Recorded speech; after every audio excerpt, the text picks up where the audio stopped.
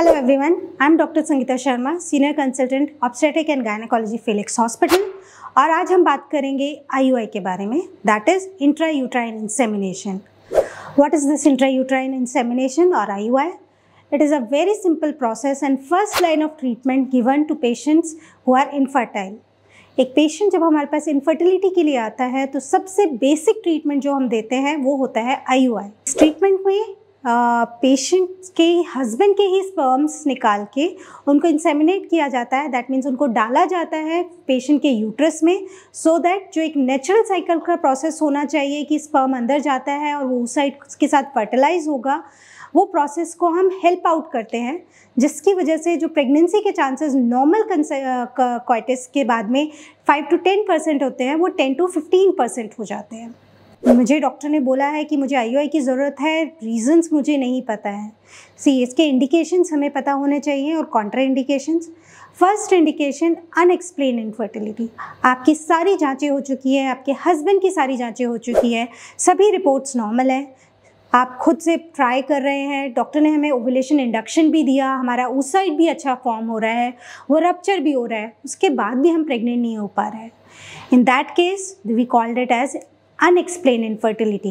It is an indication that you need to go a step ahead than normal conception. Then we go ask, do you get a IUI done? Second indication could be male factor.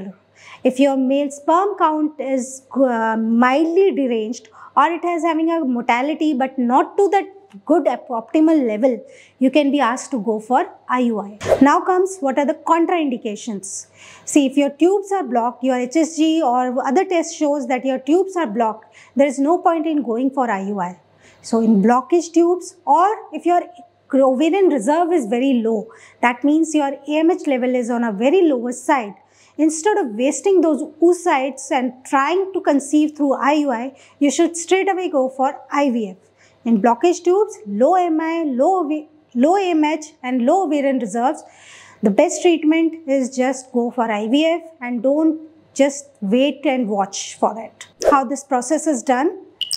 Basically, we call you on the second day of your periods and we give you a medication in a oral form or injectable form to form a good quality of oocyte.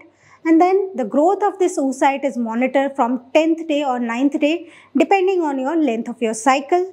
We call it as follicular monitoring. Follicular monitoring में जब हमें अच्छे size का oocyte मिल जाता है, that means 18 to 20 mm के size का अच्छा oocyte फॉर्म हो जाता है, then आपको एक इंजेक्शन लगाया जाता है which we call as trigger injection, जिससे आपका एग रप्चर हो सके और वो oocyte बाहर आ सके.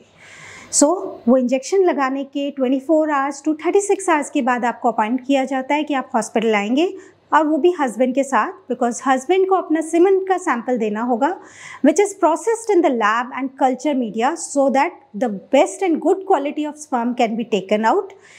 वो मीडिया में कल्चर करने के बाद में वो वही आपके हस्बैंड का सीमेन सैंपल एक स्पेशल कैन्युला के थ्रू आपके यूट्रस में डाला जाता है, जो कि एक पेनलेस प्रोसीजर है. इसमें कोई एनेस्थीसिया की ज़रूरत नहीं है, just a 2 minute process, it can be completed. But yes, post procedure हम 20 minutes to 30 minutes आपको वहीं पे रेस्ट करने के लिए बोलते हैं and after that you can regain your routine activities.